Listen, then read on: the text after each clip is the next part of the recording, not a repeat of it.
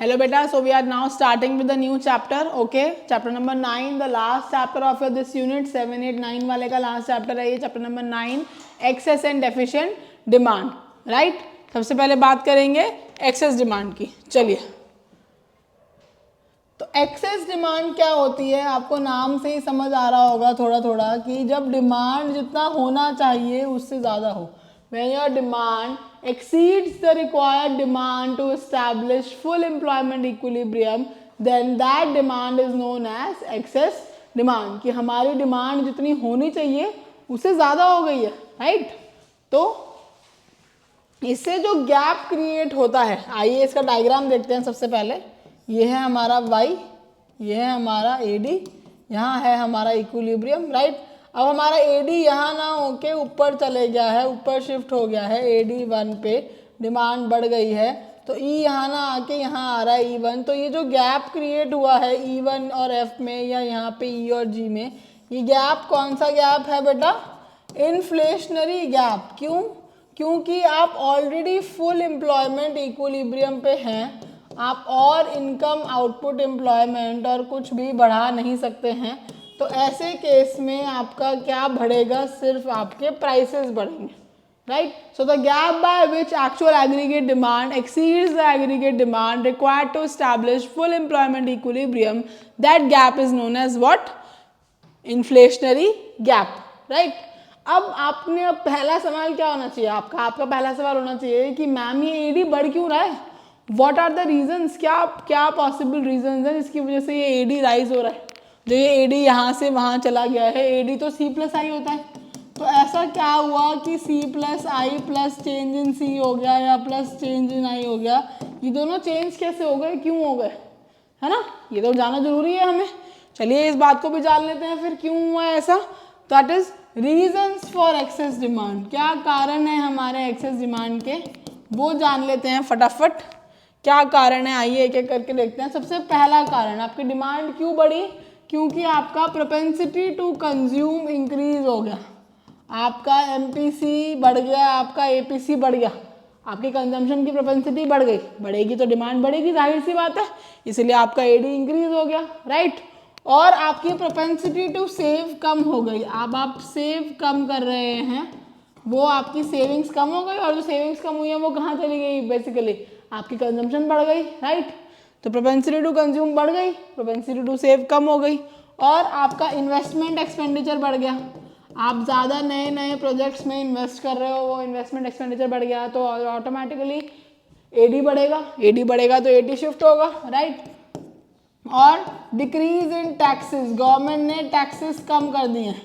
Taxes कम करने की वजह से क्या हुआ है, आपके पास जो इनकम, डिस्पोजेबल इनकम बची है वो ज़्यादा बच रही है। पहले 100 रुपीज़ में से 30 का टैक्स कटता था, आपके पास 70 बचता था। अब 100 में से 10 का टैक्स कट रहा है, आपके पास 90 बच रहा है। ज़्यादा बचेगा, आप ज़्यादा स्पेंड करेंगे, राइट? टैक्सेस रिड्यूस हो गए हैं, सब्सिडीज इंक्रीज हो गई है, छूट मिल रही है, रियायत मिल रही है, तो आप और सोच रहे हैं खर्चा करने के बारे में, राइट? जो गवर्नमेंट एक्सपेंडिचर है, जो सरकार पब्लिक पे खर्चा करती है, the expenditure done by the government, that is also increasing, और administrative and day to day activities. So इस सब से क्या हो रहा है, डिमांड बढ़ रही है, और आपके जो क्या है, एक्सपोर्ट्स बढ़ गए हैं। इंडियन गुड्स की डिमांड सिर्फ इंडिया में नहीं है, बाहर के गुड्स में भी डिमांड हो रही है, तो डिमांड बढ़ रही है। इंपोर्ट्स कम हो गए हैं, आप सिर्फ अपने गुड्स खरीद रहे हैं, बाहर से नहीं खरीद रहे। तो ये सारे कारणों, फैक्टर्स की वजह से आपकी डिमांड क्या हो गई है, बढ़ गई है। एडी से बढ़ के AD1 पे चला गया है, राइट? जिसकी वजह से एक गैप क्रिएट हो गया, जिसको बोल रहे हैं इन्फ्लेशनरी गैप। क्यों? क्योंकि हम ऑलरेडी ई पे फुल एम्प्लॉयमेंट पे हैं, फुल एम्प्लॉयमेंट से ज़्यादा हम नहीं जा सकते, इसीलिए ये EG का जो गैप है, ये गैप क्या है? Inflationary gap, right? अब हमने इसके रीज़न पता कर लिए ऐसा क्यों है। अब इसका इम्पैक्ट क्या होगा हमारी इकोनॉमी में, क्या लगता है आपको? How is it going to impact on the Indian economy, right? We need to understand its impact. Impact on what? Number one, impact on output. Is the output going to increase, decrease, or remain constant? So it is not going to increase and it is neither going to decrease. क्यों? क्योंकि आप already full potential पे हो, आप ना ही output को बढ़ा सकते हो और ना ही कम कर सकते हो। तो there is going to be no change in output level, right? Okay, then income, there is going to be no change in income also. Why? Because we cannot go forward. Then employment, can you hire more people? क्या हम और लोगों को काम दे सकते हैं? क्या और आइडल कैपेसिटी है? लोग खाली हैं अभी काम देने के लिए? नहीं है ना, काम किसको दोगे फिर? So there is no change in employment also. There is only change in one factor, that is price. What is going to be that change? So the average price level in the economy is going to increase, creating inflationary pressures in the economy, right? Price बढ़ेगा जिससे महंगाई बढ़ेगी, inflation हो जाएगा market में, चीज़ें महंगी मिलने लगेंगी. So this is what beta, this is excess demand, the gap created by it, inflationary gap, why it is so, reasons for it, and then what is its impact on the economy. ठीक है, समझ आ गया आपको पूरा excess demand का concept. चलिए आगे चलते हैं, फटाफट डेफिशिएंट डिमांड कर लेते हैं. Next one we have is deficient demand. अब डिमांड डेफिशिएंट है, डेफिशिएंट का मतलब क्या है? डिमांड कम है.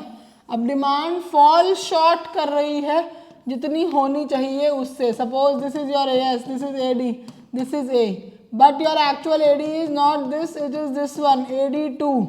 Now your equilibrium is here, E2, earlier it was here. Now your income, output, employment all have gone down. This is y-axis, this here you have AD and AS. अब deficient demand क्या होती है? The demand which is required, it is less. The demand which is required is more, and the demand which actually prevails is less. जितना demand होना चाहिए अभी आपके actual demand क्या है उससे कम है, उससे जो गैप क्रिएट हो रहा है. यहाँ देखिए EG, ये जो EG वाला गैप है, अब ये कौन सा गैप होगा? Deflationary gap. इकोनॉमी में डिफ्लेशनरी प्रेशर्स क्रिएट हो रहे हैं. क्यों? क्योंकि अब आपके लोग खाली बैठे हैं. यू हैव आइडल कैपेसिटी, आपके resources fully and efficiently utilize नहीं है. जब मार्केट में डिमांड ही नहीं है तो प्रोड्यूसर बनाएगा क्या गुड एंड सर्विसेज? वो क्यों बनाएगा? नहीं बनाएगा, ऑलरेडी उसका सामान बिक नहीं रहा है. और बना के पाइलअप थोड़ी करेगा वो, right? So you have idle capacity, people are jobless. So that is what creating deflationary gap in the economy, right? So deflationary gap is the gap by which actual aggregate demand falls short of the aggregate demand required to establish full employment equilibrium, right? है ना? Yes. अब इसके भी कुछ कारण होंगे ma'am. हाँ बिल्कुल होंगे बेटा, सही पकड़ लिया आपने एकदम, है ना? Reasons for deficient demand. What could be the various reasons for why the demand is decreasing? So what could be the reasons? Opposite reasons of increase. Remember, सोचो, उनको याद करो, वापस दिखाऊं. ये देखो, ये जो इंक्रीज के रीजंस हैं इनके सारे ऑपोजिट रीजंस होंगे डिक्रीज के. क्या क्या ऑपोजिट डिक्रीजन होंगे? अब आपकी प्रोपेंसिटी टू कंज्यूम क्या हो जाएगी? यस, वेरी गुड, डिक्रीज हो जाएगी. प्रोपेंसिटी टू सेव क्या हो जाएगी? यस, इंक्रीज हो जाएगी. इन्वेस्टमेंट एक्सपेंडिचर आप रिड्यूस कर दोगे, आपके पास पैसा नहीं है इन्वेस्ट करने के लिए, you are not investing any more, आपका इन्वेस्टमेंट बढ़ नहीं रहा है. राइज इन टैक्सेस, गवर्नमेंट ने टैक्सेस को बढ़ा दिया है. 100 रुपीज़ का 40 टैक्स जा रहा है, 60 बच रहा है बस खर्चने के लिए. आपकी डिस्पोजेबल इनकम कम हो गई है. सब्सिडीज गवर्नमेंट ने विड्रॉ कर ली हैं, there are no more subsidies, right? Subsidies have been withdrawn. Then आपके एक्सपोर्ट्स क्या है? कम है. आपकी कंट्री में सामान बाहर नहीं बिक रहा, आपके इंपोर्ट्स बढ़ गए हैं. यू आर इम्पोर्टिंग, आपकी कंट्री के लोग भी आपका सामान नहीं खरीद रहे और फॉरेनर्स भी नहीं खरीद रहे, तो डिमांड कम हो गई है. एग्रीगेट डिमांड किसकी? इंडियन गुड्स की, right?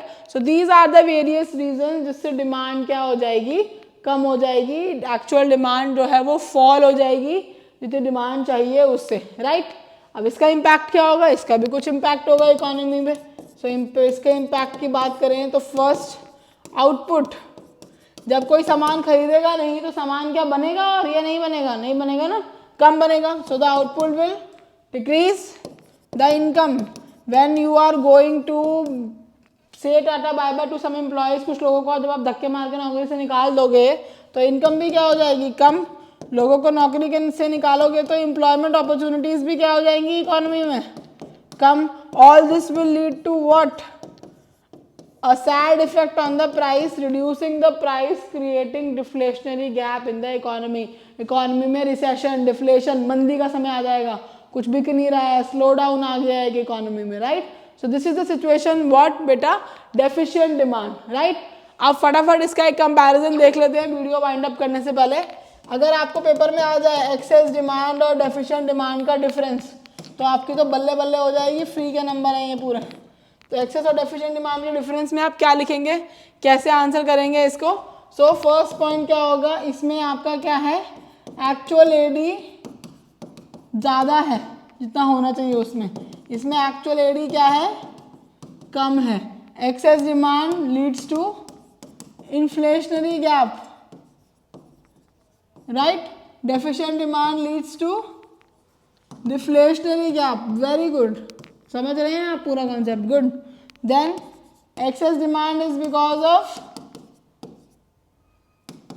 rise in propensity to consume, decrease in taxes. Deficient demand is because of rise in propensity to save and increase in taxes, right? Then it leads to over full employment equilibrium. If you can relate with chapter 8, ये है over full employment, full से ज़्यादा। ये है under employment, resources use नहीं हो रहे हैं, कम हो रहे हैं यूज़, आइडल पड़े हैं, this is under employment equilibrium. This leads to what, no change in output,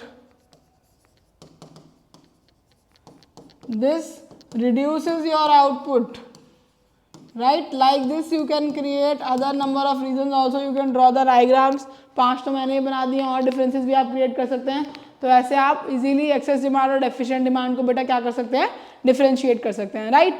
अब आप मुझे एक बात बताइए, या मैं आपको एक क्वेश्चन के साथ छोड़ के जा रही हूँ, नेक्स्ट वीडियो में हम जिसकी बात करेंगे, क्या एक इकोनॉमी के लिए एक्सेस डिमांड या डेफिशिएंट डिमांड अच्छे सिचुएशन होते हैं, दोनों चल जाएगा हमें, एक्सेस डिमांड मैनेजेबल है, डेफिशिएंट डिमांड मैनेजेबल है, या एक आइडियल सिचुएशन हमें चाहिए इकोनॉमी में, राइट। तो इस क्वेश्चन के बारे में सोचिए, इसका आंसर कीजिए मुझे। इज एक्सेस डिमांड गुड और बैड, और इज डेफिशिएंट डिमांड गुड और bad? Let me know and then we will talk about this in the next video of the chapter. तब तक के लिए आप इसको पढ़ लीजिए पूरा। मिलते हैं नेक्स्ट वीडियो में, बाय।